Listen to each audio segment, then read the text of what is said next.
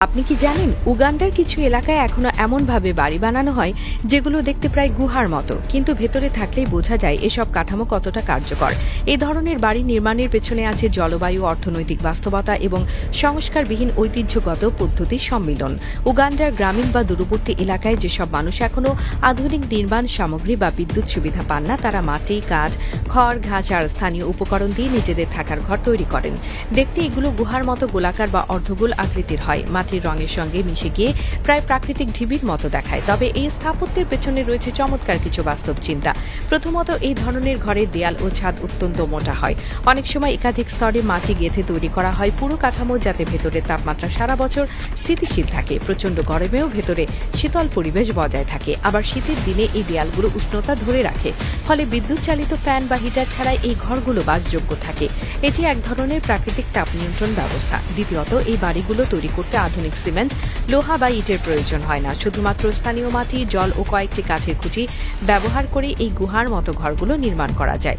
এই পদ্ধতিকে অনেক সময় আর্থ হাউজিং বা অ্যাডোবে আর্কিটেকচার বলা হয়। উন্নয়নশীল দেশগুলোতে যেখানে নির্মাণ ব্যয় ক্রমেই বেড়ে যাচ্ছে, সেখানে এই ধরনের বাড়ি গরিব জনগণের জন্য টিকে থাকার একটা বাস্তব উপায়। যদিও এগুলো দেখতে প্রাচীন ও অনুন্নত মনে হতে পারে, অনেক সময় এগুলোর আয়ু ৩০ থেকে ৫০ বছর পর্যন্ত হয়, যদি ঠিকভাবে রক্ষণাবেক্ষণ করা হয়।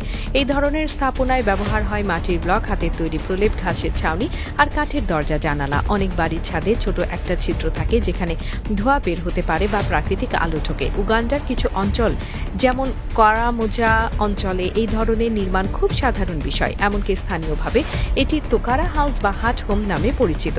এই হাট আকৃতির বাড়ির ভেতরে একাধিক পরিবারও থাকতে পারে। ভেতরে সাধারণত একটা উনুন, একটি মাদুর পাতা ঘরের মাঝখানে, আর পাশে রাখা থাকে রান্নার সামগ্রী ও জলপাত্র। অনেক সময় এই ঘরের পাশেই গবাদি পশুর জন্য বানানো হয় আলাদা খোপ। আপনি কি জানেন উগান্ডার কিছু এলাকায় এখনো এমনভাবে বাড়ি বানানো হয় যেগুলো দেখতে প্রায় গুহার মতো, কিন্তু ভেতরে থাকলেই বোঝা যায় এসব কাঠামো কতটা কার্যকর।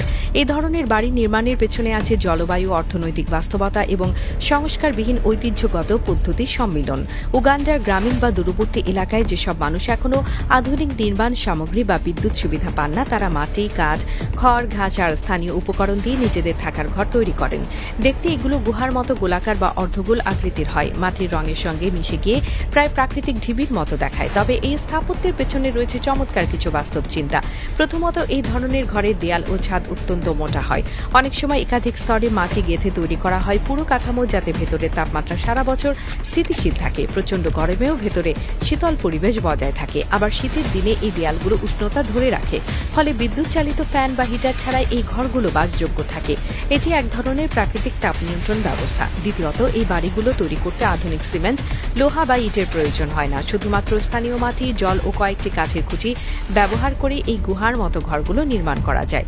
এই পদ্ধতিকে অনেক সময় আর্থ হাউজিং বা অ্যাডোবে আর্কিটেকচার বলা হয়। উন্নয়নশীল দেশগুলোতে যেখানে নির্মাণ ব্যয় ক্রমেই বেড়ে যাচ্ছে, সেখানে এই ধরনের বাড়ি গরিব জনগণের জন্য টিকে থাকার একটা বাস্তব উপায়। যদিও এগুলো দেখতে প্রাচীন ও অনুন্নত মনে হতে পারে, অনেক সময় এগুলোর আয়ু ৩০ থেকে ৫০ বছর পর্যন্ত হয়, যদি ঠিকভাবে রক্ষণাবেক্ষণ করা হয়।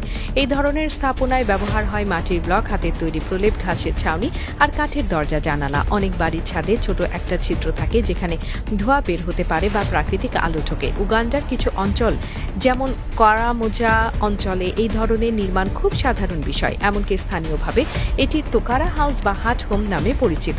এই হাট আকৃতির বাড়ির ভেতরে একাধিক পরিবারও থাকতে পারে। ভেতরে সাধারণত একটা উনুন, একটি মাদুর পাতা ঘরের মাঝখানে, আর পাশে রাখা থাকে রান্নার সামগ্রী ও জলপাত্র। অনেক সময় এই ঘরের পাশেই গবাদি পশুর জন্য বানানো হয় আলাদা খোপ।